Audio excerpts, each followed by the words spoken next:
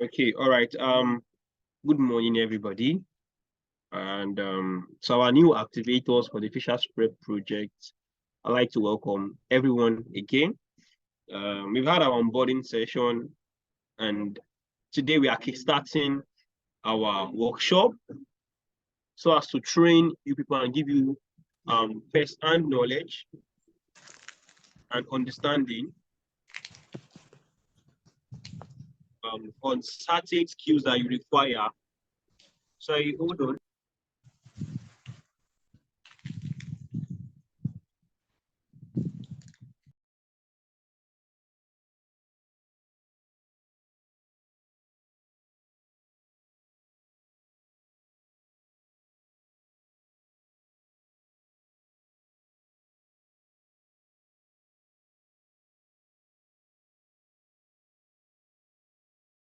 Okay, yeah, sorry, I had a background noise, so I needed to buy a few seconds. All right, so and like we said, this training is just to enhance all of our activators with skills and information that you all require during the course of this project and beyond. Now, you might not be able to use all of these skills throughout the project, but in future, you would know that you have been empowered with certain information and skills, right? And applicable knowledge that you can utilize. And today, we are going to be having a session on data collection, analysis, interpretation, and visualization. Just giving us introduction to this, as during the project, we'll have enough time to apply information from our trainer. And let me just give us a summary. Our trainer is Miss Oyelade Miracle. She's a data analyst. Ayomide Miracle Oyelade is a data analyst with over 5 years experience in the field. She's a practicing professional who has a bachelor's degree and a master's degree from the Federal University of Technology, Akure. She has passion for turning data into insights that help researchers and businesses to make data-driven decisions. She's a computer literate and a well-versed in the use of Microsoft Suite packages and statistical software such as SPSS and SATA, among others, for data entry, organization, visualization, and analysis, which have been used to complete research projects, fieldwork, simulations, modeling, analysis, and interpretation, among other tasks. So, ladies and gentlemen, let's give a shout out and a round of applause to Miss Ayomide Miracle Oyelade. So, you're welcome, man. You're welcome, ma. So while I'll be giving the floor to our speaker, everybody, let's remain mute. If you have any question, please write them down so that after this session, we all can now ask our question. Please get a book and a pen. Also with mine. In fact, here I have a book, I have a pen, I have my notepad. Like, I'm super excited. I'm ready for this session. So I want everybody to do the same. Get a book, get a pen, and be ready to take down as much as possible. All right, Ms. Miracle, over to you. Good morning, everyone. I hope I'm audible. Hello, good morning. Yes, good morning, ma. Yes, we can hear you, sir. Good morning, we can hear you, man. So you might be hearing a bit of background noise because there's rain where I am right now. So I'm sorry, but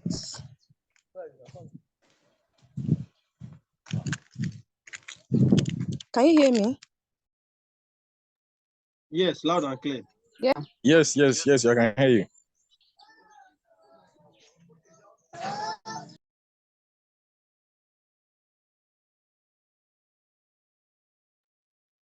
Or do you want us to give you a little bit time to get settled very well?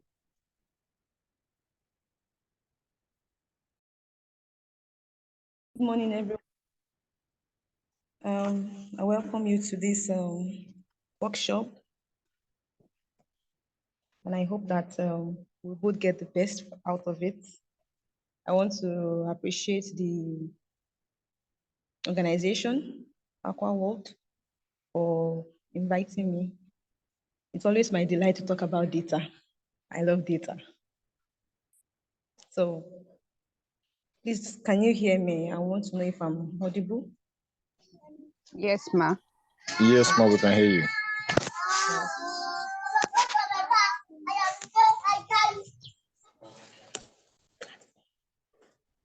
Okay, so data. I hope you are on with your pen, your paper, your iPad, your phone notepad, something that you can write with. And even if you are with your laptop also. Am I having my people? Can you hear me? Yes, we can hear you loud and clear. So I All think right. anytime we can't hear you, I will let you know. But for now, we are hearing you loud and clear. All right. And if you want to present your screen, please let me know as well.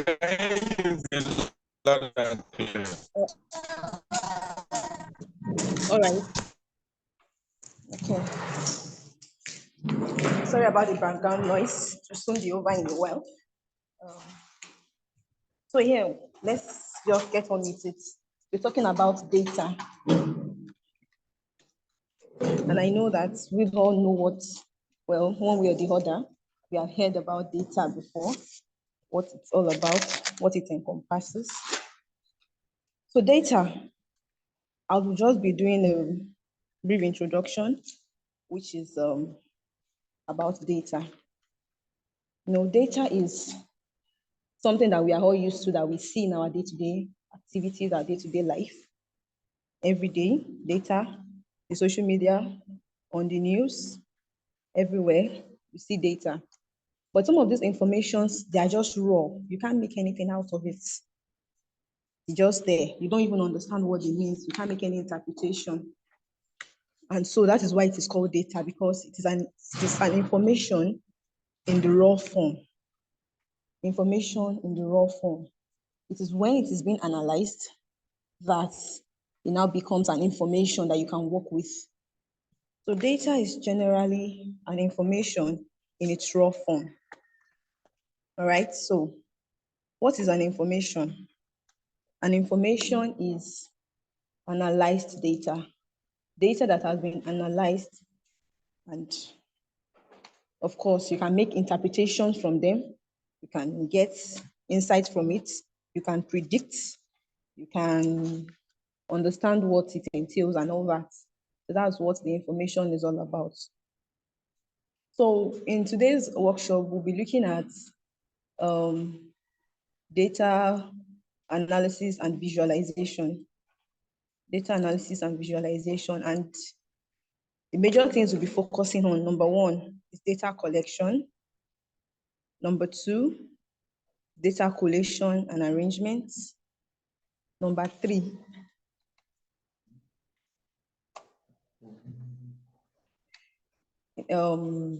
data collation and arrangement, data analysis, and data visualization. So let's start off with data collection. Data collection, basically, is just collection of data, right? Data are from various sources. We have different types of data, structured data, the unstructured data. But at the end of the lesson, I'll be sending in the slides so that you'll be able to go through it after. So you just get an insight on what I'm talking about. So, okay, sorry, Ms. Miriam, I want to confirm something. Are you okay without sharing your slide for now? hello, And you I see it wasn't after. sharing my slide. There's a little technical issue, Okay. so that's why. Yes. Okay. But whenever you're ready, just let me know, because you won't be able to share if I don't authorize it. All right, there's no problem. I'll let you know when I want to share my slide. I'll definitely need to share my screen at some point. Okay. Okay. Yes. So all right. So talking about data collection, we have the structured data, we have the unstructured data. All right. So when you say unstructured data, you're talking about texts, images, audios. They're not in any format. All right. They're just there. No format at all. So that's why we call them unstructured data. But when you talk about structured data are data that have been arranged, that has been put in order. That's what you call the structured data. So when you see data in tables, in charts, those are structured data. Okay. So when you go to the field to collect data, maybe via the questionnaires or surveys, however way you are collecting data, you are collecting on unstructured data because it's all over the place, it's scattered. All right. So basically, data visualization is representation of data through the use of graphics. I'm just giving a brief definition of some of the things that we'll be talking about. So it's the visualization of data using graphics, using charts, using plots, using animation and all that. So analysis, as we all know, is the process now of inspecting, cleaning, and transforming data. That is what analysis is. So that the major key points, we're talking about the collection, the visualization, and the analysis. Those are the major key points that we'll be looking at. All right. So when we talk about data collection, there are some things we need to understand about data collection. How you collect your data would, at the long run, affect your final results. How you collect your data will, at the long run, affect your final results. So it is very important. The first step, which is data collection, that you collect your data appropriately. You try as much as possible that you're collecting data appropriately, because it is what you collect that you work with, that you would analyze, and that's what the result is going to be. So if you're not collecting the correct data, it simply means that you will not be analyzing, or you won't be able to project the exact results, the correct results that you want to get from the data you're collecting. So it is very important, because data collection involves you collecting this data, you understand, and then evaluating information from this data to make an informed decision. That is data collection. So the decision that you want to get from this data collection is the important thing, which means that your data collection must be very effective. So when you want to go collect the data, what are the things that should come to your mind? What are the questions you ask yourself when you want to go and collect data? The first question is, what is the purpose of this research? Please note that down. What is the purpose of this research? Why am I doing this research? Okay, I want to collect the data to know the socioeconomic characteristics of some people that are living in northern Nigeria, maybe some specific local governments in northern Nigeria.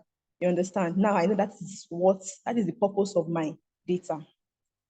So that is what is going to give me the next step, what I'm going to do next, which is what are the necessary information that I need to gather that will be able to produce that goal. I want to check about their socioeconomic characteristics. So which means I'm concerned about their age, I'm concerned about their marital status, I'm concerned about their income, I'm concerned about their income, I'm concerned about their religion, I'm concerned about their work, their occupation. Those are the things that I will look at when I'm looking at the socio-economic characteristics of those people in this particular location. All right. So it is very important that you note all those things.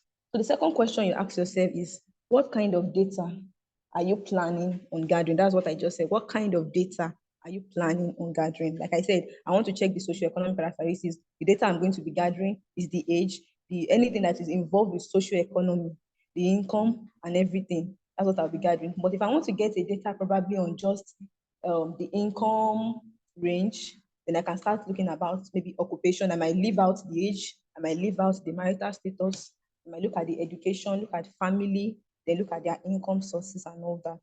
So you have to, the first thing, you know the purpose of the research. Two, you know the kind of data that you're planning to gather, they are planning to get. And then the third thing, very important, is what method would you use to collect this data or store this data and then eventually process this information. Those are the three major things that you have to put at the back of your mind when you want to collect a data. What method do you want to use to collect this data? Which brings me to collection method. Brings me to collection method. Please, I hope you're following. I hope you're still with me. We're with you, ma. All right, thank you very much. All right, thank you very much. So it brings me to the collection method. In data collection, we have two major types of collection method. The first collection method is what we call the primary data collection method. And we have the secondary data collection method.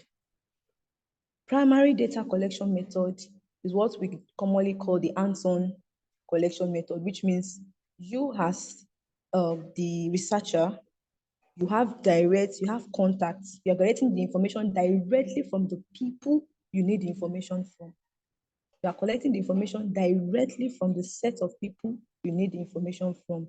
It means if I need the information from students, I am directly collecting it from the students.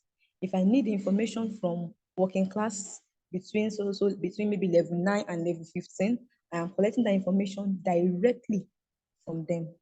Why the secondary means that I am not collecting the information directly from the primary source of this information. So that's the major difference that exists between the data collection, between the primary data collection and the secondary data collection. So for the primary data collection, there are some methods that we employ for this collection. Number one, we have the surveys. I'm sure we are very used to surveys. We have seen some of these surveys online. Some people do these days we have a lot of online surveys. They'll just send you a message, ask you to fill a particular form give you a lot of information, and then you keep filling and you understand. So surveys, the information is taken directly to the people that you want to get the information from. You have interview method. You go meet them one-on-one. Okay, like I want to have interaction with, okay, the effect of students, or let's say the effect of parents on students, the effect of parents, family, let me use family, the effect of family background on students' performance. The effect of family background on students' performance.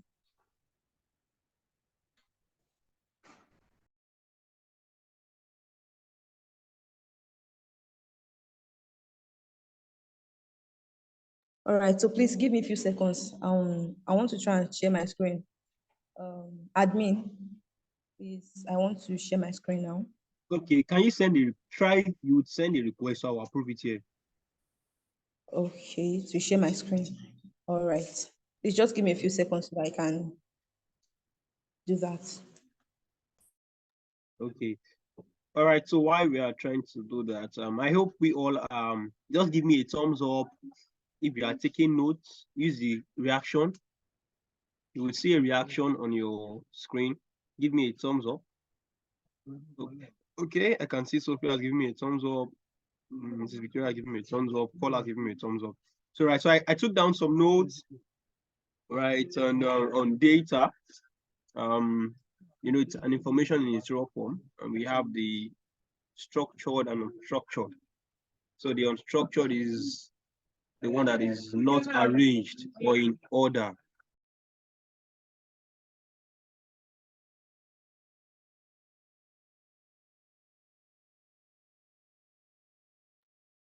And so here we have structured data arranged and put in order. Then, certain questions you need to ask yourself before you even collect data. Why do you want to collect the data? What research, right, do you want to do? So you ask all of those questions, and those will guide what kind of question you're going to ask, right? And also what method you are going to use. So we have primary data and secondary data. That's the two types of collection method, right?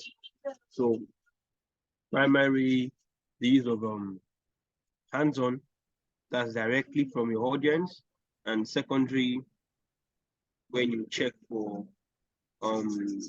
information online, text, none of that. So those are what I've taken notes. Thank you so much. I think Ms. Miracle, are you ready?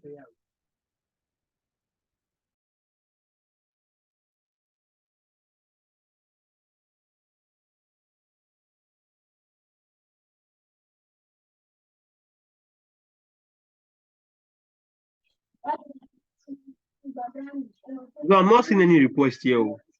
Can you send the request again?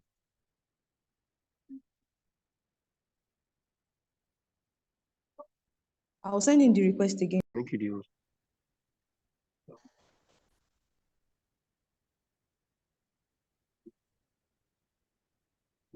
All right, so you should be able to share now. You can start sharing your screen.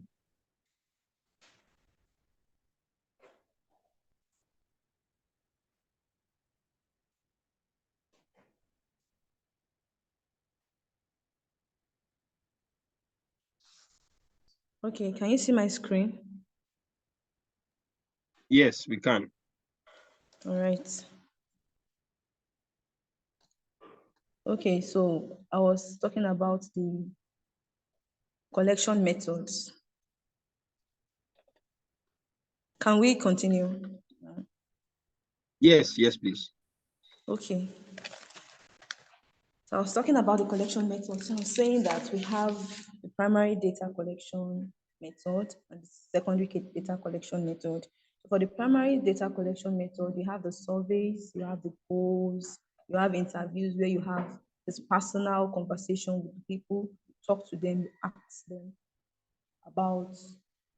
them about the information that you want to gather. You understand? So, like I said, I was citing an example that if I was going to collect an information from a group of, let's say, workers between level. Oh, okay, I was citing an example of family. Yes, how family background affects students. So you go to the students directly, and then you ask them the questions. Questions like, what is your family background?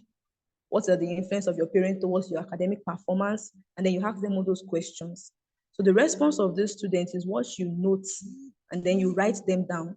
You write them down, you write them down. That is an interview method. You understand? So the Delphi technique is also commonly like the what you call the questionnaire method, which is the generally commonly primary data collection method used, which is the questionnaire, the surveys. Those are the commonly ones because the interview sometimes, depending on restriction and some other things, you might not be able to carry it out. And then some people, when they see you face to face, they might not really want to give you proper explanation about some things. That's depending on the kind of data you are trying to collect. Some data are a bit sensitive, while some data are just normal. So those are the things you would consider when you're taking your data so that you will know the type of data collection method you're going to use. If the data collection method you're going to use is something that is a bit sensitive, you have to probably go for the questionnaire method where you just give them the questionnaire, they fill it, and then they just give it to you. You understand? But if you're going for an interview, it depends on the kind of question you want to ask. If it's something that is you need to hear directly from the people you're speaking with, then you have to go for the interview. You also have the focus group where you gather a few group of people within a particular age range, depending on the information you want to get from them. You gather them together and then you ask questions. You have like a discussion. And then from that discussion, you extract your data.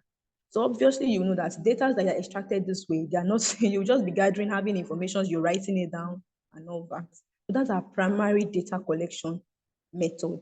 When you now come to the secondary data collection method, you find out that this one's had information that have been collected over time and has been given to you as a report. So most of the time, your secondary data always comes structured because by that time, it has been collected, it has been arranged, maybe it is a yearly data between 1995 to 2009. They have been collecting the data over time, and then they keep accumulating it, maybe putting it in a table format. Most of the time, it's always in a table format, and then they have that report. So you have it all structured, you understand? So whether it is a financial report, a sales report, government report, mission statements from the internet. Information from the internet has secondary data because some people gather the primary information and then they modified it, they processed it, and then before they now released it out on the internet, which you will now pick up to do whatever it is, if it is relevant to your field or whatever information you need to gather, which is relevant, you do that. So also, after you have now noted your collection method, okay, this is the kind of data I want to collect. So this is the method I'm going to use. I think I'll go for interview method, or I think I would go for the sales report and all that. Now, another thing you need to consider is the types of data collection method. The first one I said it is data collection method, but there are some different types of data. Let me start from there. There are different types of data. Two major actually, which is the qualitative data and the quantitative data. Qualitative data basically doesn't have to do with numbers most of the time, just information, texts. The numbers that are there, they are not really numbers that are used to quantify. They are rather used to grade. I hope you are following me. Please, if you are getting me, can you just give me an emoji, maybe a thumbs up or something? Just type in an emoji. Let me know you're with me. All right, so let me see that in the chat box. Let me know if you're with me.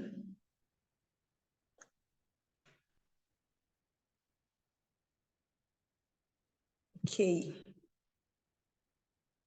Okay.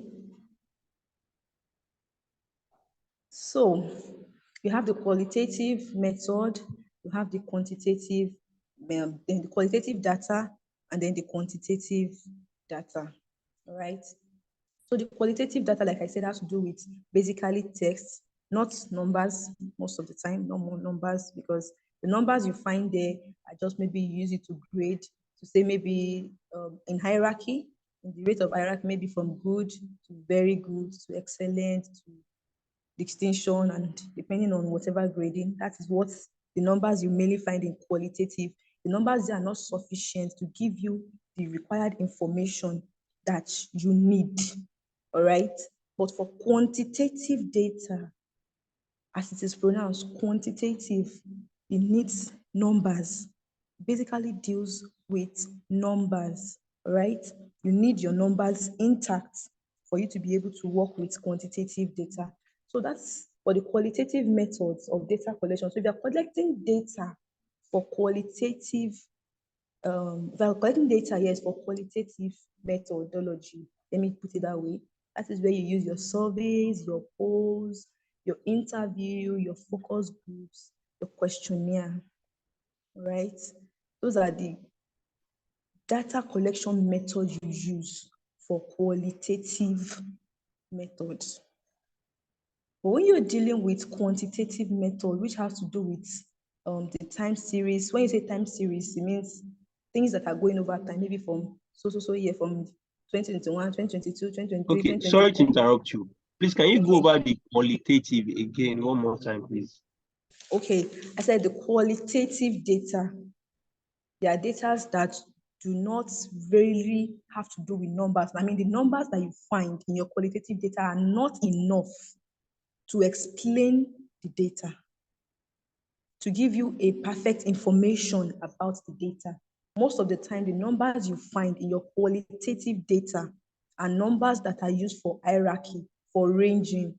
For example, you say, okay, you want to collect information on maybe those that are maybe Christian, Muslim, and other religion, right? So you code your Christian as one, you code your this one as the other Christian, Muslim as one, Christian two, then other religion three. You know, those are numbers, right? But they are not enough. It's just for you to gather the information. It is not enough for you to use that as not enough for you to use that as a yardstick to project your information. I hope you're getting what I'm saying. Yes. All right. So that is where your questionnaire and all that That's where they come in. You have your questionnaire, your questionnaires, your polls, your surveys. Those are what you use for your qualitative data. Qualitative data is actually the common data that you use, especially when you're going to the field. When you're going to the field to get information from people and all that, you use qualitative data. Most of the time, quantitative data has to do with structured data like laboratory analysis, you understand, reports, financial reports, maybe over time within a company, those kind of reports, government reports, budgetary analysis, accounting, those ones you use quantitative data to analyze them, all right? But when you are going to the field to get information from people about a particular thing, maybe you're just venturing into a project, all right, and you want to gather information on how to go about it, or what are the basic things you need, or the reception of people towards a particular thing. Like, for example, somebody wants to sell a product.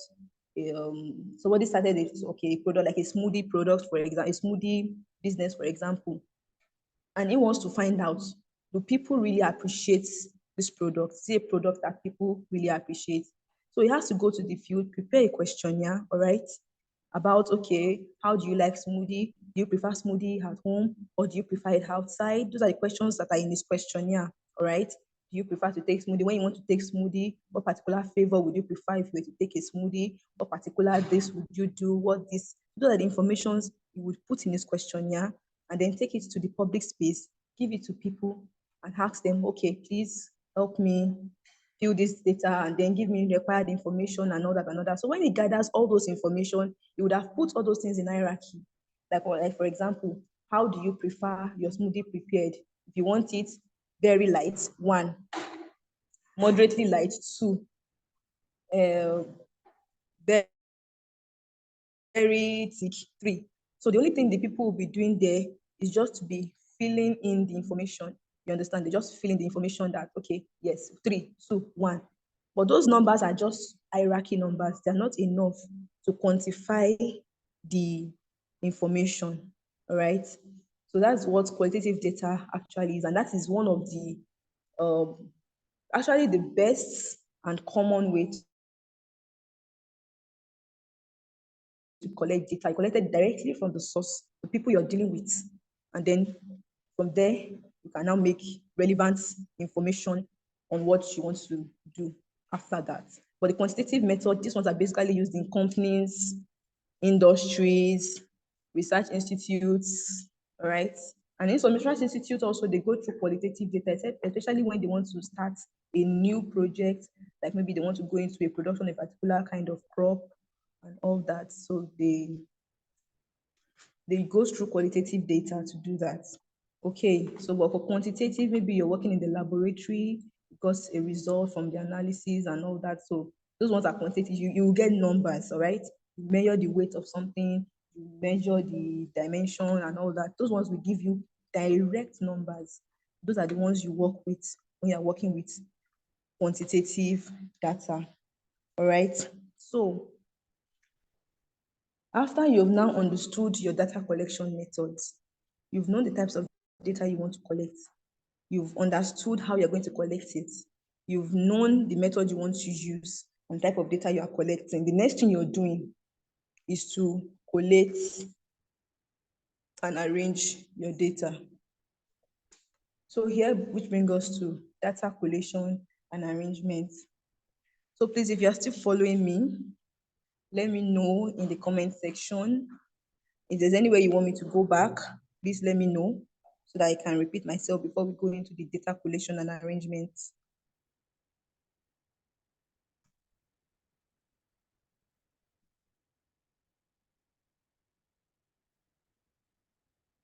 Hello, can you just unmute your mic and let me know? Yes, we can hear you clearly, loud and clear. Yes, we can hear you, ma. All right, We okay. can hear you, ma. All right, thank you very much. Thank you very much. So I hope we are clear up to this point, all right? I hope we are clear up to the points of the data collection. So now we're going to Yes, from here. all right, okay.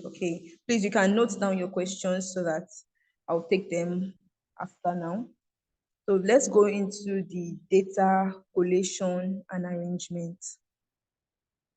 Data collation and arrangement. Let's start with data arrangement. Let's define data arrangement. I'm sure you can see my screen.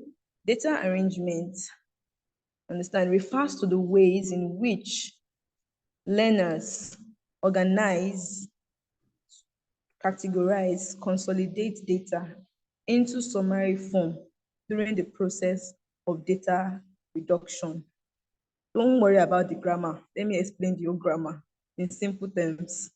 Data arrangement just simply means how you arrange your data, how you put your data together, how you categorize your data, how you place them, whether you are placing them from the highest to the lowest in ascending order, and from the highest to the lowest in descending order, or from the lowest to the highest in ascending order, or maybe a time series over a period of time. How you arrange your data is what you call data arrangement in such a way that it will reduce redundancy, okay? It will reduce trouble, it will make it easy for someone that is looking at the data to be able to at least get something, even if it doesn't get the proper information about the data, but you can understand it by looking at the way the data is arranged. You can know what the person is trying to project, what the person is trying to do. All right. So as a data arrangement is a preliminary stage to data analysis because it involves structuring, it involves normalization, it involves denormalization, it involves cleaning, it involves validation and publishing. I'm going to explain all those steps to you. It involves structuring. What I mean by structuring is when you collect your data, okay, you collected your data from with your questionnaire. Now you structure the data. I collected data for age, for income, and then I would have those headings one after the other: the age, the income, the marital status, the educational level, the religion. I have them, the headings, I have them written.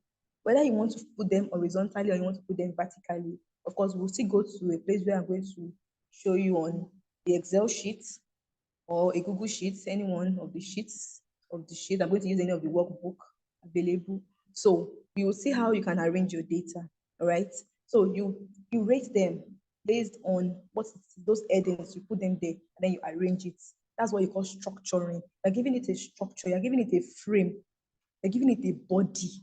Now it's coming out from the questionnaire, it's coming out from that paper, all right? All those informations you wrote in those paper, one after the other. Now you now make them and you make them heading, and then you arrange those information as you have coded it in your questionnaire.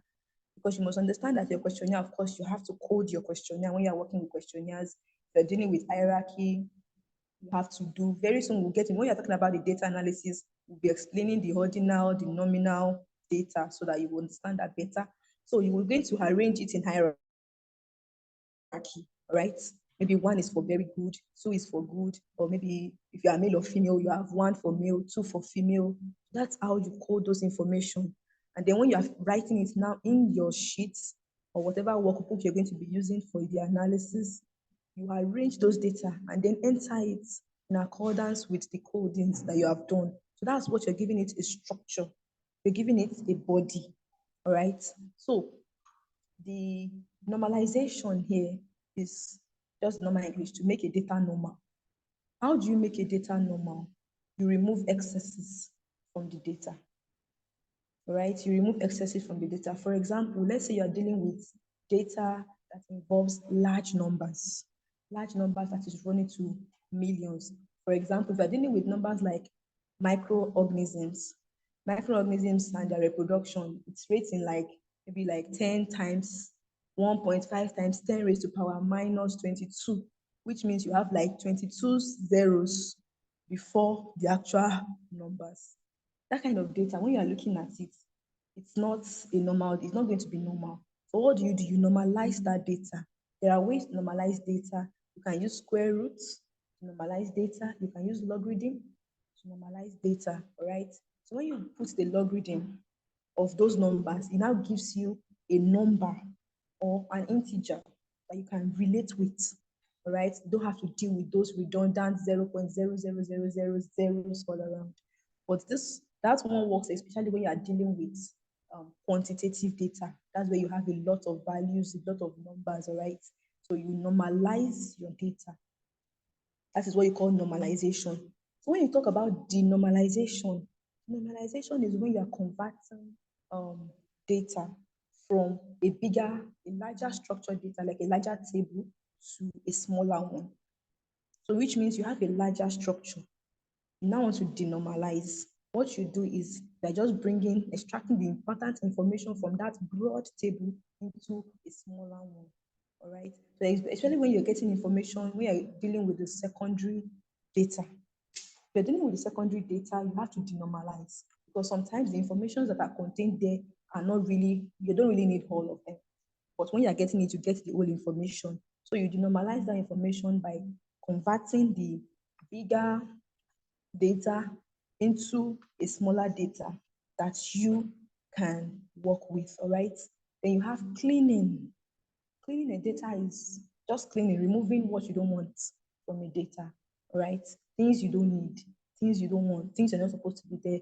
Probably you gathered the data from 1995 to 2002. Maybe you gathered data, you included some information that were not necessary. Let's say you gathered data, maybe the age, the income, the religion, and then eventually you just felt like, I don't think religion should be here. You clean the data by removing religion. All right. But it's not just like you just remove it, because of course you have a long row of data, maybe over 500 responses, or maybe over 1,000 responses. You can't just start saying you want to be removing it one after the other. Okay. So cleaning data, you clean your data, you remove the ones you don't want. Then you validate your data. Validating your data means you create a standard, you set a rule. Understand? Once you set that rule, any information that goes against that rule will not be found in your data. So which makes your data a perfect data. Okay? So when you validate your data, it means that the information that you do not require, the information that you do not want, will not be found.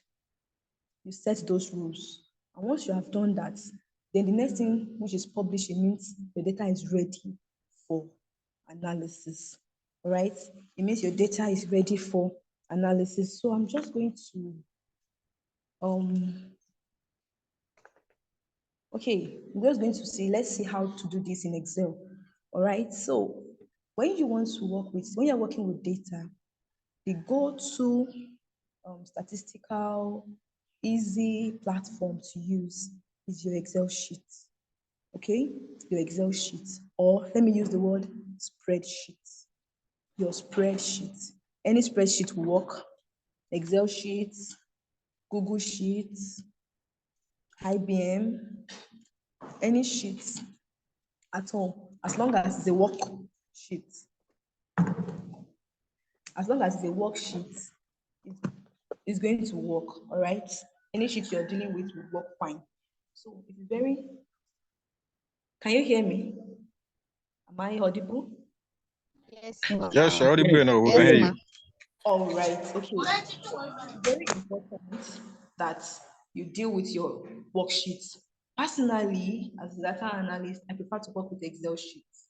Excel sheet gives you ample opportunity to navigate a lot of things. That's one. Two, it is easy to use because once you click in, if you're not used to the Excel sheet, once you place your cursor on a particular information that you need on that tab, it tells you what that thing will do for you. All right, so I'm going to share, open up an Excel sheet here so that you see what I'm saying. So Excel sheet is one sheet that is very easy to use. Also, you can also use Google Sheets, but you note Google Sheet has to do with internet. You have to be online to use your Google Sheets. Also, it works well. It works perfectly well, and it's also very good when you want to import data from what we call the database, because there are so many ways to import data. You can import data from database using your queries, your SQL, and all those big data, all right? So Google Sheets also works very fine, but Excel has proven to be one of the best diverse workbook that you can work with easily. All right, so you have your Excel sheet. I'm going to open up an Excel sheet here so that you have an understanding of what I'm saying. So like I said, your Excel sheet works really fine. So when you put in your Excel sheet, when you put in your data in your Excel sheet, from there you can manipulate it to work with whatever data that you want to work with. So I'm trying to open up my Excel sheets. I don't know what's happening this morning. So I'm trying to open up my Excel sheet so that I can show you the information I'm talking about. So all right. So your Excel sheet is very important and it's very easy to use because once you click on a particular button there, you get the perfect information on how to navigate that button or that tool or that information on the sheet. All right. So, and then it is very easy to organize your data in Excel. Excel also has a platform where you can analyze.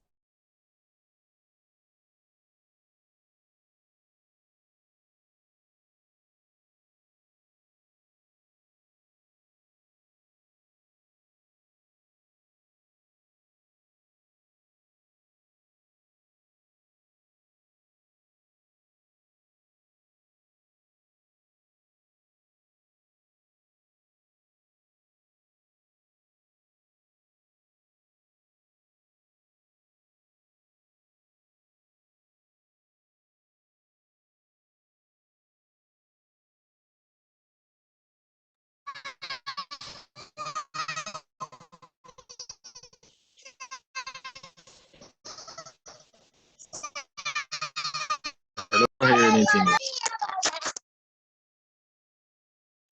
I think Okay, just the hold on. network. Just hold on. The professor is going to join us. She's going to join us soon. Just hold on.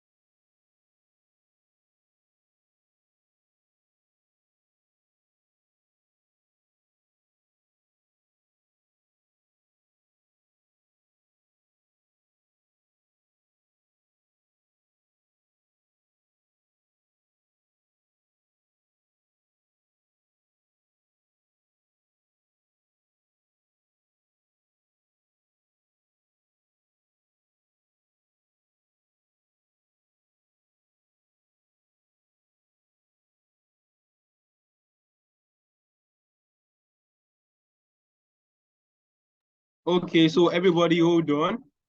She's going to join us again. But I want to ask, I want to get our comments.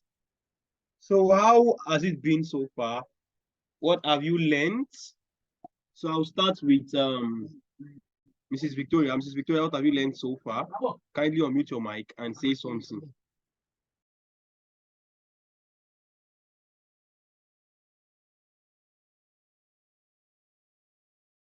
So Mrs. Victoria, I'm waiting to hear from you.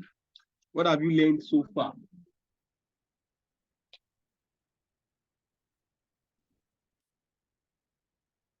Are you there? She's trying to unmute. Let's hear from Sophia. Sophia, what have you learned?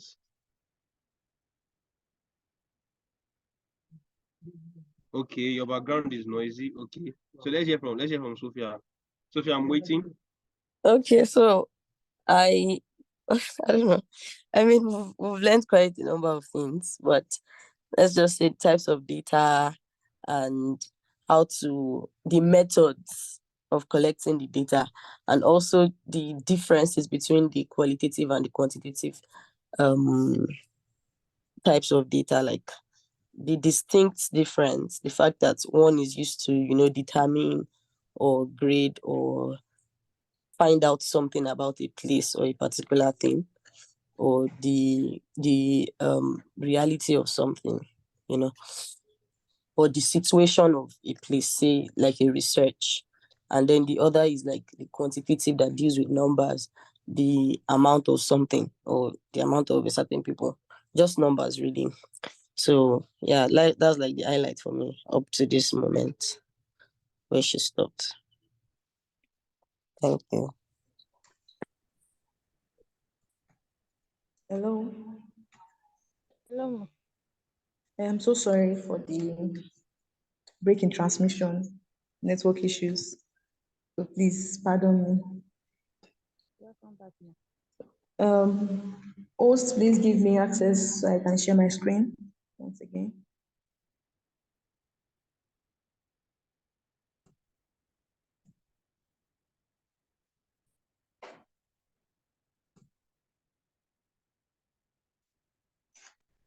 Okay. Please, I do hope that we're getting it. I do hope we're getting something.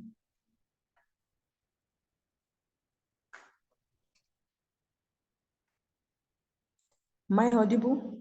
Sorry, yes, you are audible. Were you saying something? Yes, I said, can you see my screen now? I was trying to Yes, share we my can see your screen.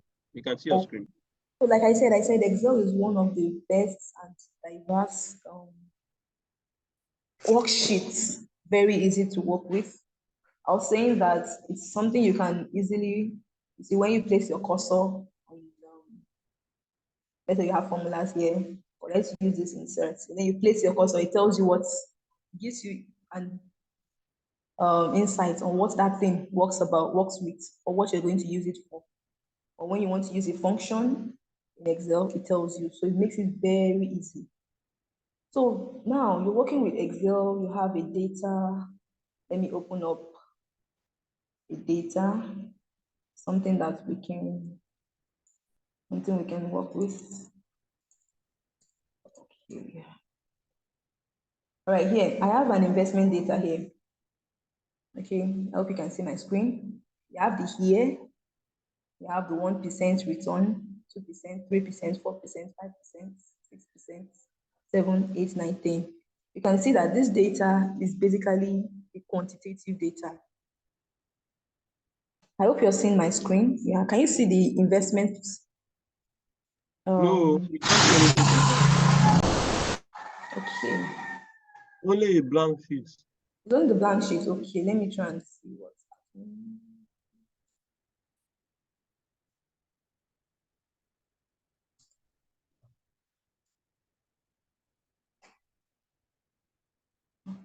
Let me share my screen again.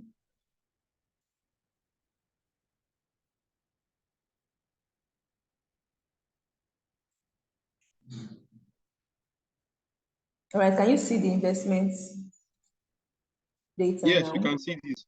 Okay, so this is an investment data on my screen now. You can see that it is basically a quantitative data, right? You're dealing with numbers, and these numbers are even in dollars.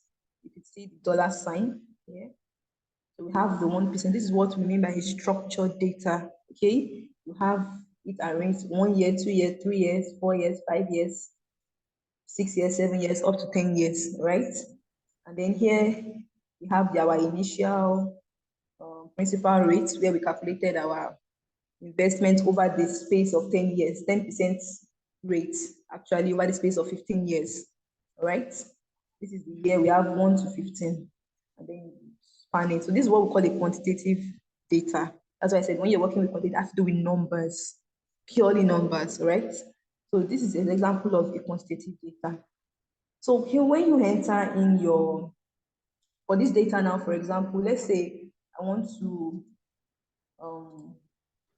this is already a structured data, of course. So now if I say I want to clean my data, I don't want some particular things to be here, all right? I'm going to, you come here, you come to data on your home tab. Is it home tab now? What do you call the title tab or something? I'm sure you can see where my cursor is. Data here. I hope you're seeing it. So you click on data. When you click on data, it gives you an opportunity. You can see here, data validation. This is a platform where you validate your data, okay?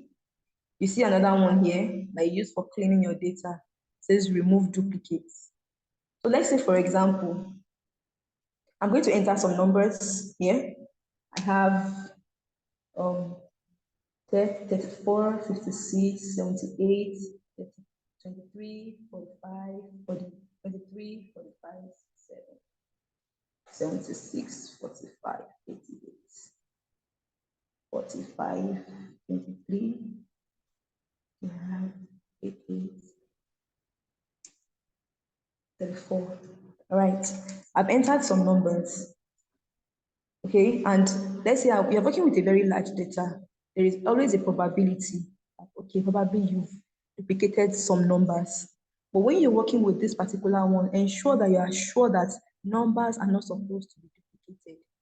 If you are dealing with data that the numbers are not supposed to be duplicated, then you can use this function. If you are dealing with data that the numbers are supposed to be duplicated, please do not clean your data with this function, because what it's going to do is it's going to completely remove any duplicate that is found on the sheet. So if you're dealing with the data that it is not supposed to be duplicated, numbers are not supposed to be duplicated on that data, what you do is you have your data here, right? You select your data, you come to your, you come here, you come to your data. So excuse me.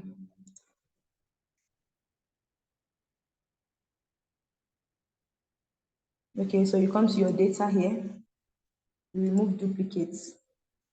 Let me do that again. You highlight, then you come to data, you remove duplicates.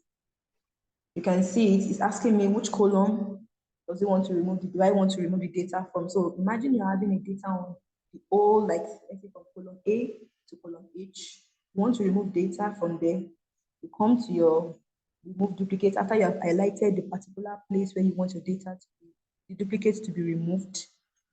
Then you click OK. If you notice, it says 5 duplicate values found and removed, 7 unique values removed. So I've cleaned my data.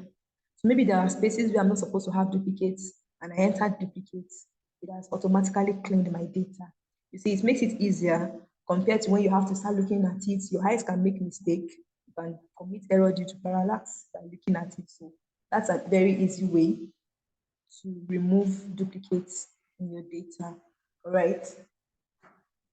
So it's also, I'm also going to bring in another. Okay. All right. So are you with me? Yes, I'm with you. I'm with you. All right. All right. So from this to this point, I just want to know if anybody can actually give me like an highlight of what I've been talking about all the while. Somebody should just let me know how far you've understood it up to this point.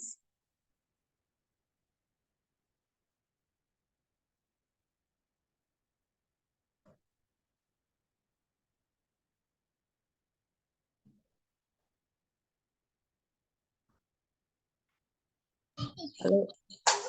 Hello. Yeah. Please, what do you say? I said, can somebody just tell me how far you've understood it up to this point from where I started, from just a brief highlight, from just like a short recap from all I've been saying up to this point?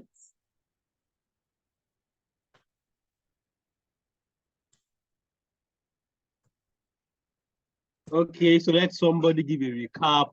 Just give a brief recap of whatever you're able to get. Yes, so I know you're following, I know you're with me, we are together in this. Or else I'll call somebody. If you don't talk, I'll call somebody. And you know I'll call you. So just jejely, just come out and say what you know now. I know it is new to some people. So I'll count to 5. 1, 2, and I'll call a lady. I'm giving you guys an hint. I'll call a lady. 3, 4, 5. Shade, yeah. I know Shade will be opening her mouth now, like, why did I call her? Sophia, you're next. We'll be laughing. You're next.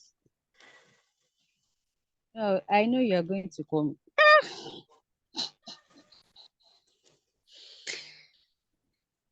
Okay. So What did she say? What did she say? she said, no, she said, you know, she knows you're going to call her. So I mean, I want to have a conversation with her. So she should tell me how far with the data, the data methods we've talked about. So she can explain briefly the data collection methods that we talked about. I will just talk on quantitative and quantitative, which has a means way of collecting data. Okay. Yes. So let's say, for example, I want to collect data relating to understanding the socioeconomic characteristics of particular people. What kind of data am I collecting? You are going for quantitative. Quantitative, really? You know, qualitative is when you go straight to the main person. And qualitative is about interview and co, which Yes, is a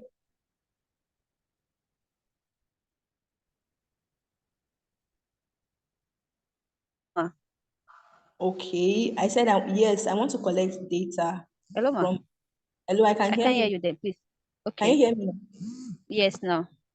Yes, I said I want to collect data from a group of people.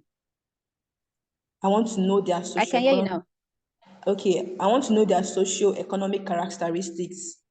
I want to know their age group. I want to know their income. I want to know what their marital status are. What kind of data am I going to collect?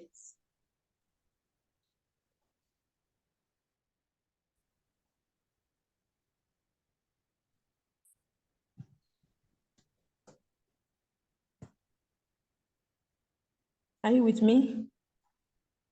Hello, ma. Can you hear me? I didn't get what you said. I'm going on a project. I want to do a project. I'm going on a project and I'm going to the field. You are going for qualitative. You are going for qualitative for the hierarchy. Okay, yeah, I'm going for qualitative. Thank you very much.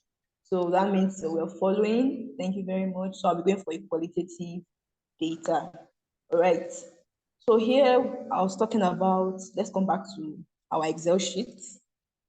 Talking about how we want to clean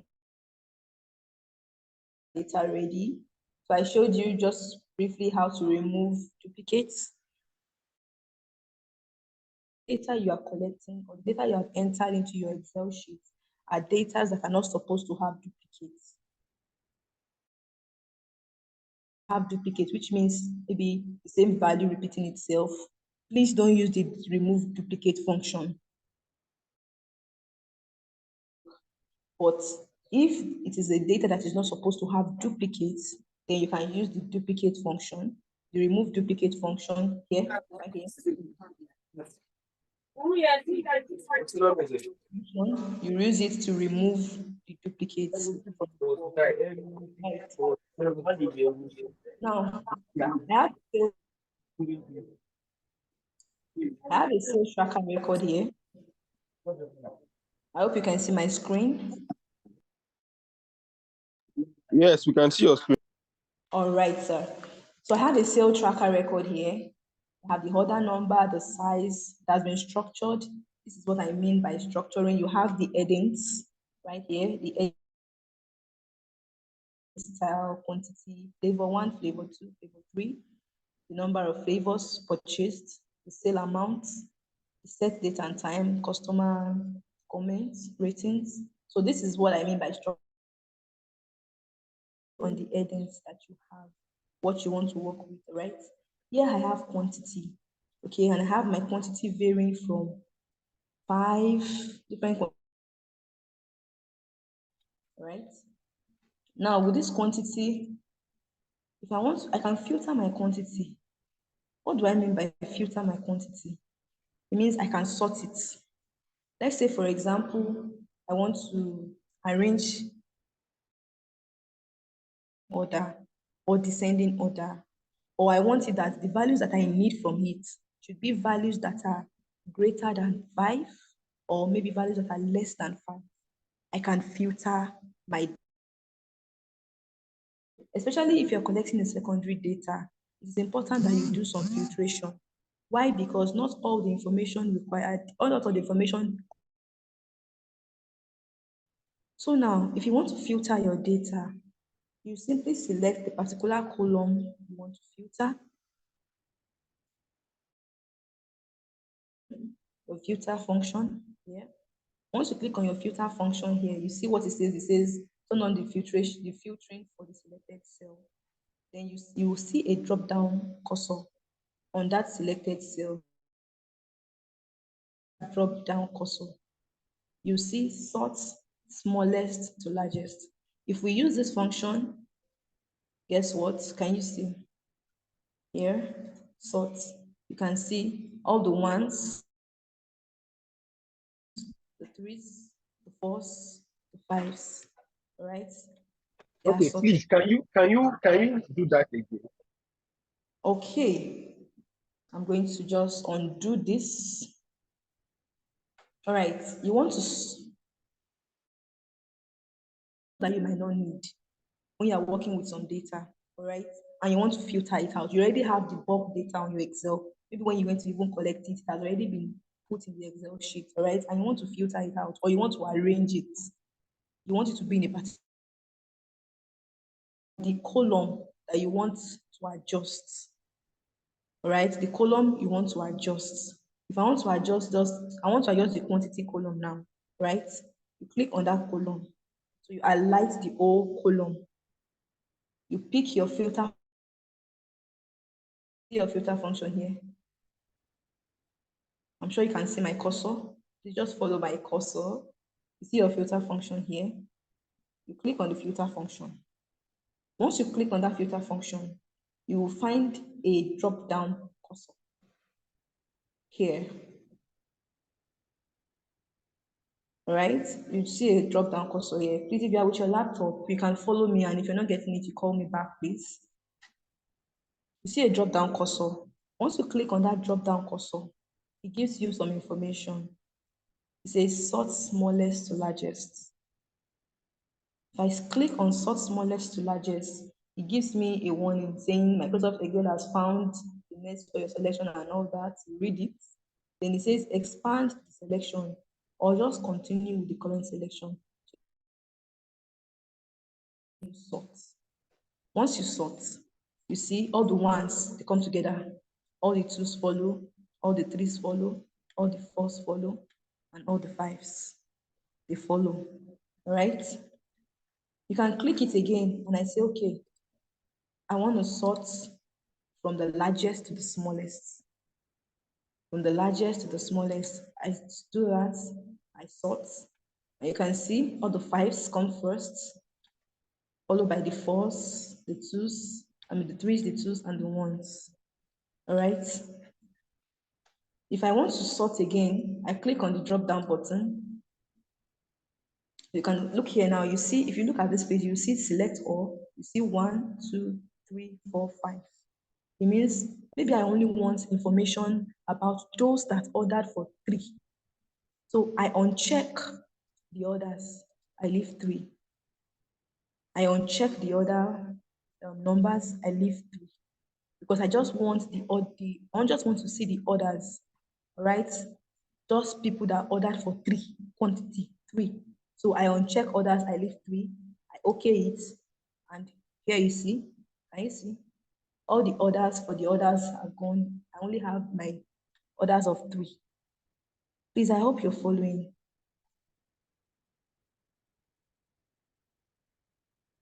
Yes, I'm following you. I think We're following you. Others are left with 3. I have just my 3 others left. So you can just keep going on and on. If I only want to see orders for 2 and 3, I check 2 and 3, I okay it gives me the order for 2 and 3. Then it removes the orders. So when you have the data like this already, you have sorted this data, then you can analyze this one. Understand? It is just filtering. Those data that you can't find now are still there. All right, they are still there. So once you have your data filtered, you know the ones you are working with, then you can analyze them based on whatever analysis you want to use, which will come to when we get to data analysis, right? So that is just how one of the ways you arrange your data, ways you collect your data. These are methods of data arrangement, okay? So here, let me show you also, for example, okay, let's deal with flavor. Let's do flavor here. I have blackberry, cherry, mango, and all that.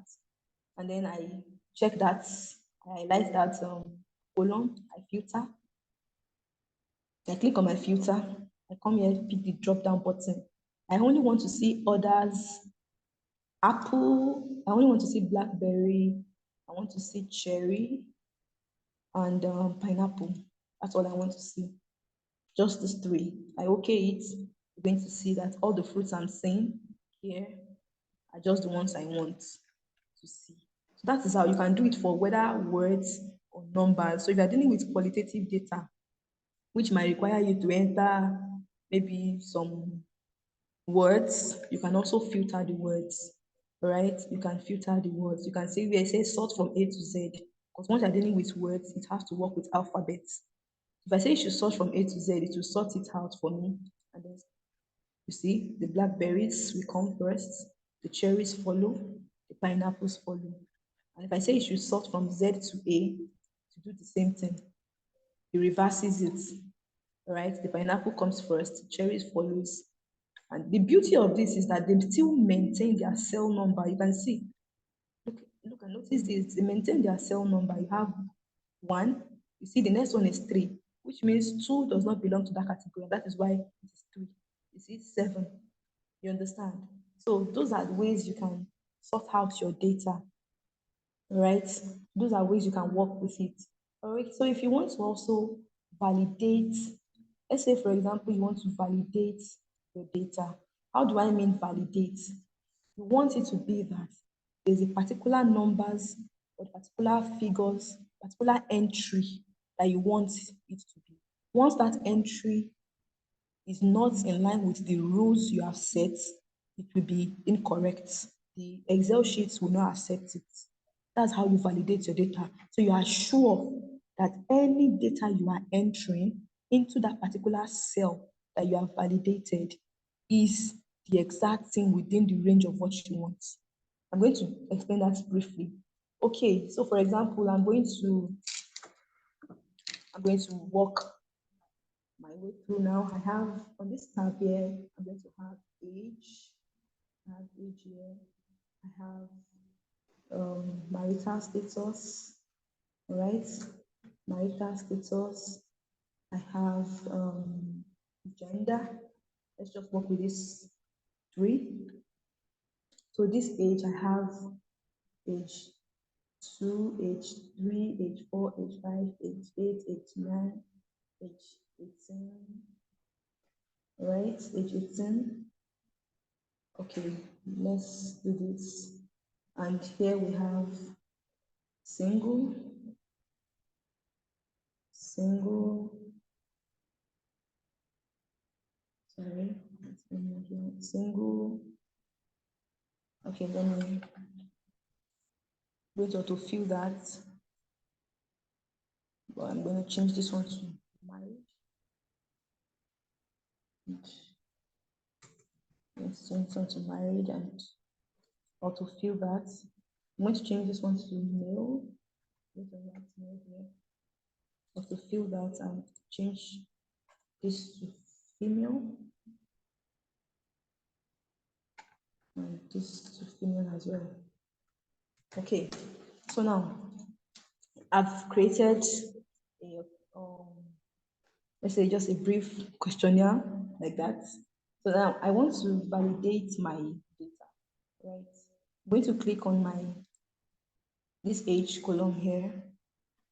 this particular age column. Going to come to data validation. So when you want to validate your data, you have to open another sheet, right? You open another sheet. I'm going to open a new sheet here. I'm going to insert. I hope you're seeing I'm opening a new sheet. You come here, insert. If you want it to be right beside the sheet you're working with, so you insert a new worksheet. If you want to insert a new worksheet or a chart or anything. Okay, but the common one here is the plus sign here. You can just use the plus sign here.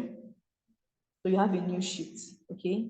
In my new sheet, I want to consolidate my age in such a way that I want the age to be either age 18, right? Age 34, or let's work with age 18, age 19,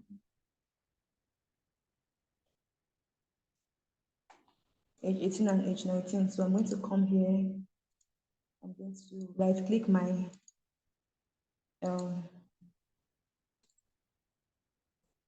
here is my auto fill options. I want to fill series. Sorry.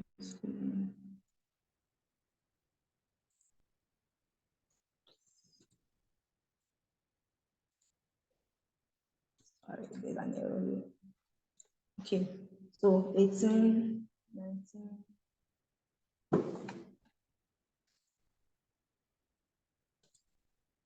19, 20, 21.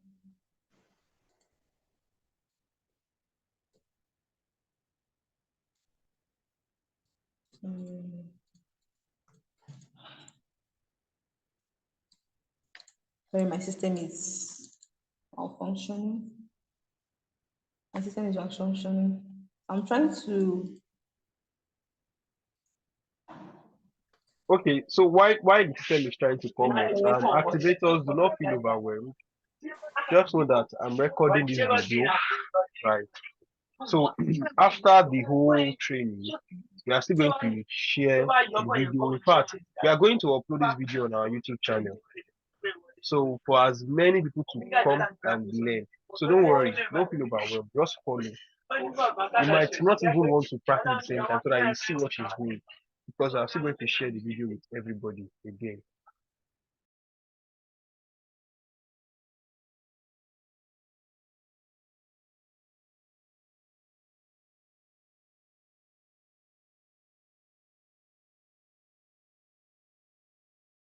Okay, yeah, Miss Miracle, we cannot hear you, but we can see what you are doing on your screen.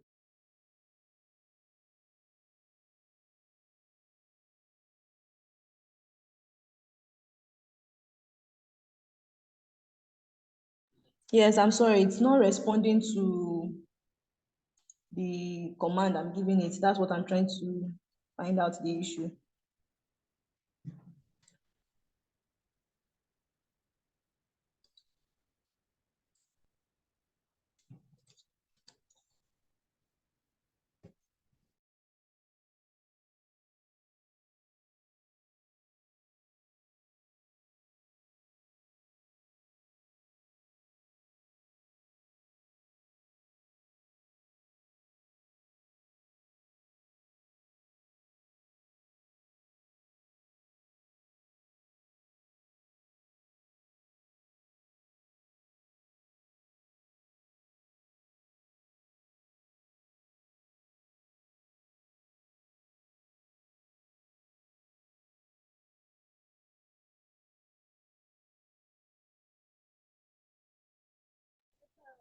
Sorry, please, I can't hear you. She's just trying to get a particular command. So in due time, she would resume. Just hold on. And just for a reminder, we have 30 more, less than 30 more minutes. Less than 30 more minutes.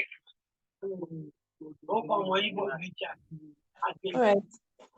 Let's just work with it. The command is not responding, so I'm going to just do a manual work. I have issues with my system, so let's just run with the manual work, all right? So I will not waste much time. So this is the age bracket I have created to validate my data, okay? So here is my data. I hope you remember we have this, the age. I've placed the age in this bracket, all right? These are the ages that I entered. Now I want to validate my data. So I'm going to click on this age here, the first age, like you can see. And then I'm going to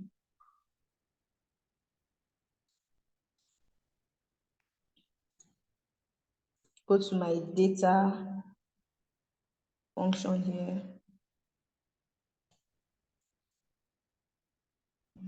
This box. Okay, you come to your data validation. See data validation. I hope you can see what I'm doing.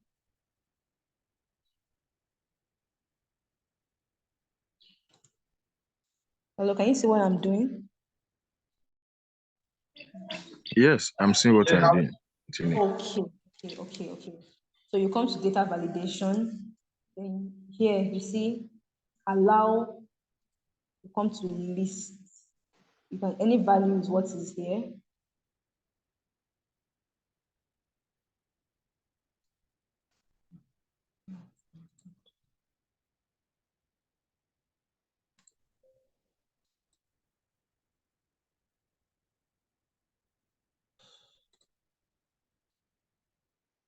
Sorry, my screen has gone off again.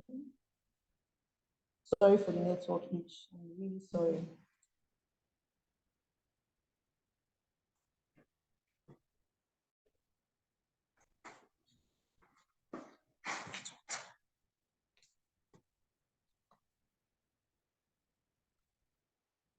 Sorry for the glitch out. Just continue and then share my screen afterwards.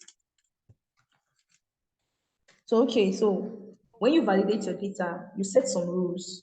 And once you have set those rules, it will help you that whatever data you are entering would fall in line with that rule. All right. So any data that is not in line with that rule will not stay. So that helps your data to remain authentic, all right, to remain clean, and you're able to get the best out of it eventually. So after you have arranged your data, you've collected it, the next thing you're going to be going into is what? Your data analysis. When you want to do your data analysis, it's very easy. Once your data has been well arranged, your data has been well collected, well arranged, everything is in place, then the data analysis can come in. And what is data analysis? It's just the use of statistical analysis, you understand, to develop and understand what that data represents. What your statistical analysis to explain what your data represents. That's just what statistical analysis is about. So for the host, please enable me to be able to share my screen again. I don't have access. Please help me with that.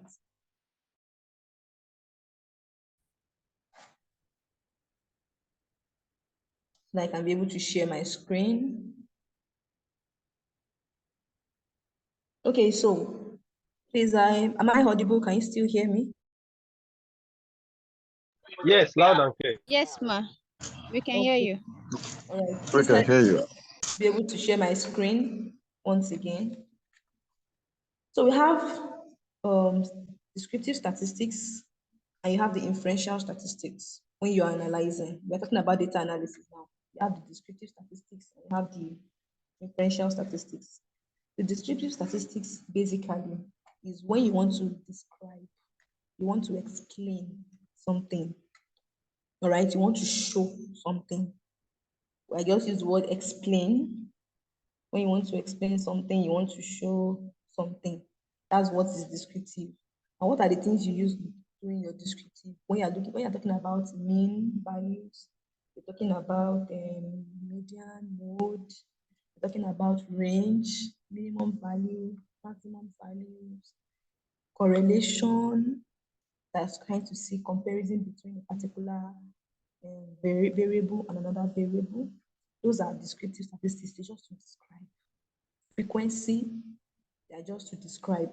Then when you now say inferential statistics, it means to make inference, to talk about something, you understand, to be able to project, all right? That's what you talk about your inferential statistics. So in this inferential statistics, makes inference from a larger population. All right, you're able to make what's it called? You're able to make inference from a larger population. Okay, so let me complete this validation here. So after we have created the sheet, we've entered the numbers that we expect to be in our sheet. I'm going to click this, the first value here. I'm going to come to data validation, and then I'll click data validation. Okay. So here where you have allow, you see it says validation criteria. So you allow, you're not going to, it's currently on any value, which means any value you enter is correct. That's what it means, right? But now I want to validate it such that not any value is correct, except the values that I want to be there. So I'm going to take this drop down button, have the list, you pick the list. When you pick list, then it asks you the source. You click here, then you go to the sheet where you have your source. You copy that range. You copy the range. Then you come back here, you click, then you OK it. Now, you see, before you OK it, it says apply these changes to all other cells with the same setting, which means all other cells in that column. All right, so you apply that changes to it. Okay, they even give us the to apply the changes. Okay. So you click OK. Now you see on this number here, I have to, my drop down, you can see the range that is supposed to be there. So for example, let's say I enter, now in this cell, I choose to enter 34. I'm going to get an error message. Please, I hope you are seeing the error message now. It says the value you entered is not valid. That's because it is not within the range of numbers that I expect to be there. I hope you are following me. Yes, you are following me. Exactly. So now let me enter another number here. Let's see, I enter 100. You see the error message comes up. It says the data you entered is not valid. So this is how you validate your data. So you are very sure, once you validate that cell, you are very sure that any number you are entering there is the number that you want to be there, not just any number. So it means that it's going to help you correct even your own mistake. Okay, it's going to help you correct your own mistake. So let's say, for example, you have rated your gender to be male, female. Okay, let's do this. Here we have marital status. So I'm going to close this and then come to now marital status. Okay, so I'm going to do the same thing. Come here and create a list. So I have single, right? I have single, and then I have married. Okay, this is my list. So I want to validate this data. I come here, click here, my data validation. I use the list. Sorry, and then I come here, come to the next sheet where my list is. I select that sheet, the range. I go back, I OK it. You see, I now have, if you see the drop down button, you have single and married. So let's say, for example, I'm entering divorced. Right? I'm entering divorced. Sorry, that's wrong. I'm entering divorced. I'm going to get an error message. the value you enter is not valid. That's how you validate. So it means you can't, it's going to help you curtail a lot of mistake. So it's very important that you validate your sheet when you are trying to enter your results. Especially we are collecting results from a very large data, which is that the qualitative. Once you have validated it, so you are sure that anything you are entering, once it is not within the range of your validation, it won't accept it. All right. So that way you are sure that as you're entering your data is correct. You understand? So that's how you work with your data validation. Okay, so I was talking about statistical analysis. Wow, we're running out of time. Okay, so when we now talk about the statistical analysis, it's very, I'm going to come here now, data analysis. It involves the use of statistical application to sample your data to develop, to understand what it's all about. And analysis is just basically to gather, to clean, to analyze and mine data, interpret your results, and then your findings, okay? So here you have descriptive statistics like I mentioned earlier. You have the central tendencies, the dispersion, correlation. Those are the ones you use to describe your data. Differential statistics, hypothesis testing, regression analysis. These are the things you're going to find for your descriptive statistics. Okay. Now for analyzing data, like I said, you have Stata. You can use Stata. You can use the SPSS, which is the common one. You can use SAS. You can also use Excel to analyze your data. Okay, so it is very important. Once your data is set, well arranged, well validated, data analysis comes really easy. Okay, so if you're working with Excel, for example, I'm working with Excel now, I'm going to use this investment data, for example. I'm working with Excel. You have your data already arranged. You come to data here. So you come to data here. Then you come to data analysis. When you come to your data analysis, you click your data analysis. You can see here, this drop down button, a lot of things you can work with. You have the ANOVA, two-factor, single, the correlation, we're talking about covariance, the descriptive statistics, okay? Descriptive statistics, you see, there are so many t-tests. Let's say, for example, you want to compare, okay, how the effect of maybe the gender on the marital status, or marital status on the gender, you use the t-test, right? So you use your t-test to run that. Then for your regression also, you do the same thing and all that. So it's really important that you understand. So when you are dealing with your qualitative data, most of the time you deal with your descriptive statistics. Okay, you deal with your descriptive statistics. So now, when you are working with this data, for example, I want to run the descriptive statistics on this data, right? We're going to like just highlight that. Let me just use this angle.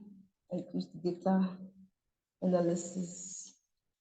I hope you're following my screen or my mouse. Yes. Okay, so you have your descriptive statistics here. You okay that? You can see it says input range. Okay, I want to input this range. This is the range I want to input. I just want to use 1 to 5, right? So grouped by the columns. I have labels on the first row, and I want my output to be in a new worksheet. So you say, what do I need? You see, summary statistics. I need my summary statistics. I need my confidence level to be 95%, all right? Which is commonly known as the alpha level of 0.05. So I need my 95% confidence level. I okay that. And here is the result. Okay. You can see the year. That's 1%, 2%, 3%, 4%. So it gives me a descriptive statistics of that information for the 5 years. I'm trying to expand the column so you can see that. So you can see for the first 1%, you see the mean, the standard error, all right? The median, there is no mode. That's why you have the NA, okay, because it's a calculated value, all right? You have the standard deviation. You can see the variance. You can see the kurtosis, the skewness. You see the range, the minimum value, the maximum value, the sum, the count, and the confidence level. So you're going to see that for each of them, for all the values. Like, so you can see that this is what we call descriptive statistics. It just gives you a general information about what it is that you want to work with. So that's what we talk about when you mention descriptive statistics. All right, so depending on the information you're working with, you also can work with correlation. All right, let's say we want to work with correlation. I'm going to go back to my investment sheets. Okay, let me close that. My investment sheet, and then we want to deal with correlation. Let's do data analysis, correlation.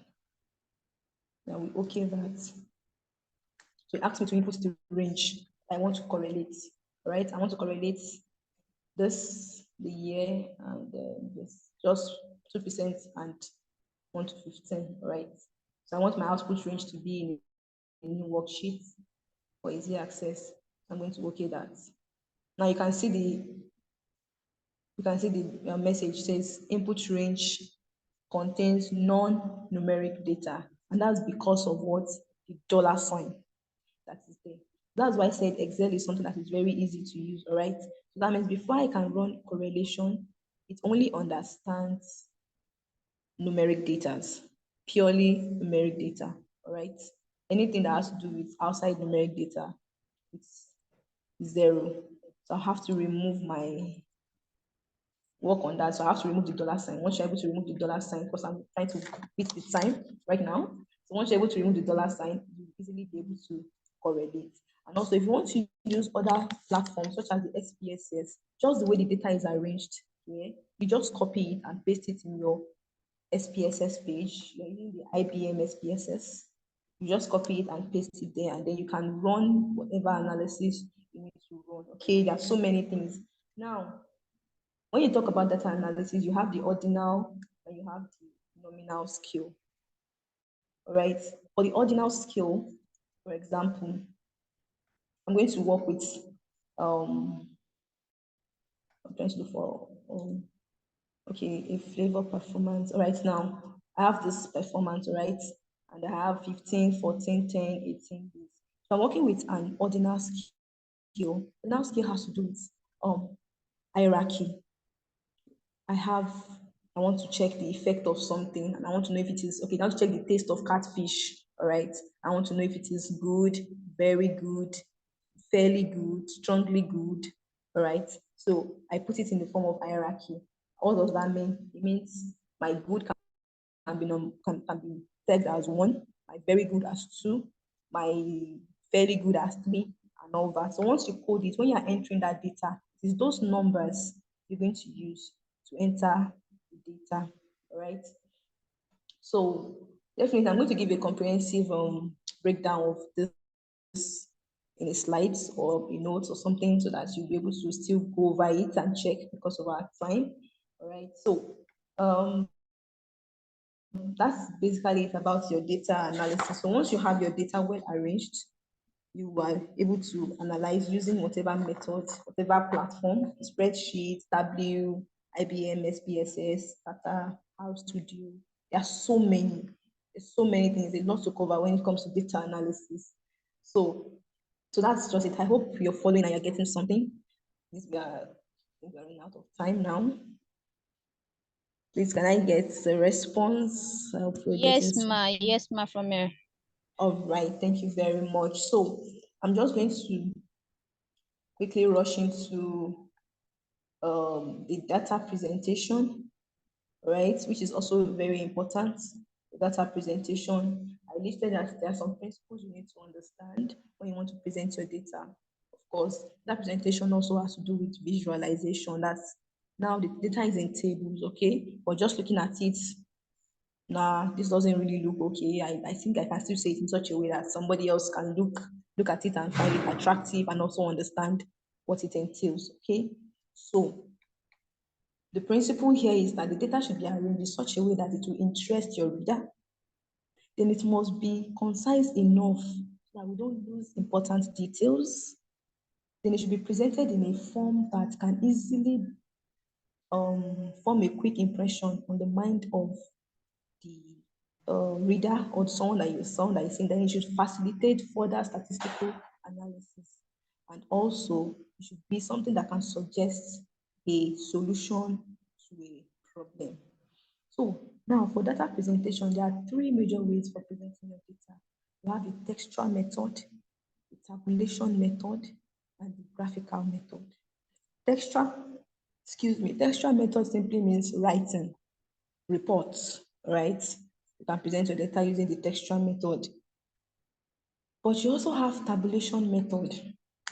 Here, you have tabulation method, which involves your frequency distribution table or whatever table, just anything that has to do with tables, any table you have, you can deal with that.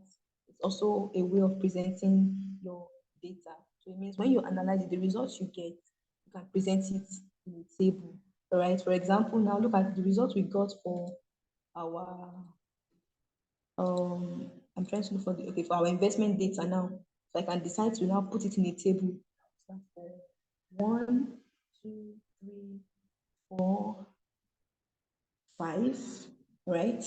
I have my mean, I have my mean here, I have my maximum, my minimum, and then I can fill in the numbers for each of them, right? I fill in the number for the mean for 1, mean for 2, mean for 0.01, for 0.02. I fill it in. That's already a table. So someone looking at it can say, okay, this is the mean of this value, okay, this is the maximum, okay, this is the minimum. So from the mean, you can just suppose, you can now make inference based on your research question. Remember the research question were the question you asked when you wanted to go for your result, for your data collection, the purpose of your work. So the result you are getting, you will now align it with that purpose. Okay. So after that, it's just then you can then continue with that. Then you can also use your graphical method, which involves the bar chart, histogram, line graph, polygon graph, pie charts, any chart at all, stacked charts, any chart at all. So you can use any chart to produce your graphical method. This is an example of a table, how you present your table when you are presenting for data presentation. So I said this is a sample of a table. So your table must have a table number. Okay, when you're presenting your table, it must have a table number. It must have a table title. It must have a table title. Very important. I hope you can still see my screen. Can you still see my screen? Yes, ma'am. Okay. Right, so your table must have a table number, must have a table title, must have a column header, must have a row classifier, must have a body, must have a source note where you got it from. Understand? And if you're getting it from the field, definitely your source is field work. Let's say it's maybe AquaWorld field work. So your source will definitely be AquaWorld field work. You understand? So, or if you're getting the table from a secondary data, then your source will actually be where you got it from that particular data. So also for your data visualization, let's say for example, I want to visualize this percentage and this fruit. Okay, now if you want to visualize, also Excel is one of the easiest platform you can use to visualize. Also, you can visualize on other platform. You have Tableau, you have Prism, Graph Prism. You have so many platforms to preview your work, to visualize your work actually. So you just select, okay? You select it, then you insert. You come to insert. You come to this chart here. You see you have your column chart, you have your bar chart. You see you have your line chart, you have area charts, so many charts, scatter plots. Let's say we want to use column charts. I pick my column charts and boom, I have my graphical explanation for my table. All right. So you can decide to change the colors so that it can be distinct. Okay. You can change your color depending on whatever color you feel you want to do it with. So that's just how you can graphically explain your work. So you can just pick up any data. So once you have arranged the data, like I said, data should be arranged. All right.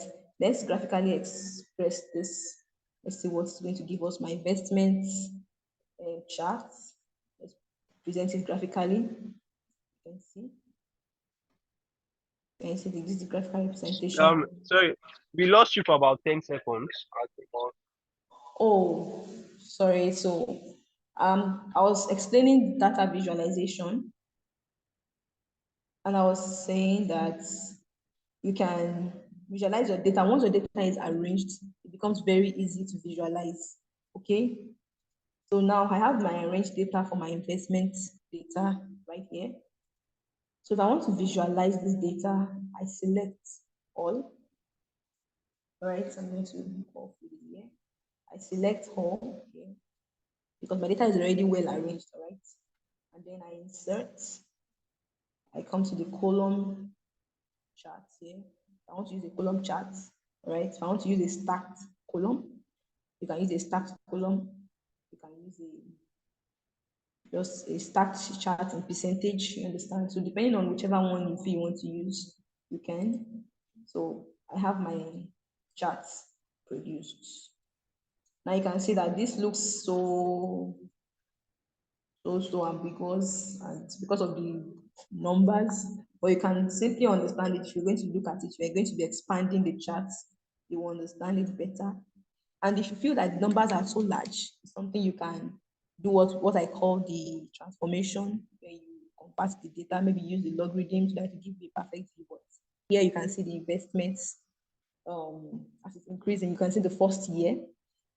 Here the percentage, the first year, you can see they're almost at the same. Just for the first 15 years, the 1% increase, 2% increase, 3%, 4%, 5%, and like that, till you get to the 15 years. So you can see the different colors which represent each of the percentage. So you can see the 10%. And notice now here that between 1 to 10%, there wasn't much difference in the first year. In the second year too, there wasn't much difference. The third year, you can now see the graduation. By the fourth year, you can see the progression. So mere looking at it, without even having to see the whole table, mere looking at your visualization, right? You can be able to explain your data. You can see now this 15th year, the 10% can see that the 15th year, the 10% are the highest. Of course, you can see the peak. Okay, and you can see, you can be able to trace it to the amount that it produced. All right. So that is all about data visualization. I really run out of time. I know I was able to cover a bit out of it, but I'm going to share some materials that will be useful for you for further reading and explanation. So thank you very much.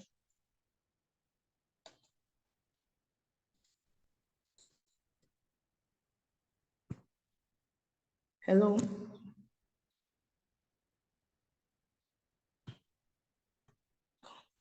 Hello. Hello. Thank you. Okay. Thank you, class. Yeah, sorry, I was trying to unmute my mic.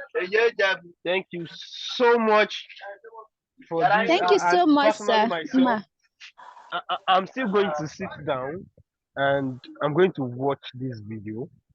Right. So at your hand, can you please help me pause stop the recording?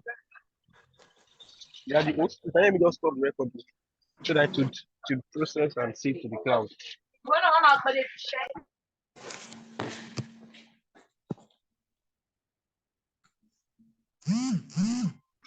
Yeah, Miss Miracle, can you help me pause the and stop the recording? Like stop it at your hand. Okay. You Okay. see, yeah, let me just stop it at your hand. Yes.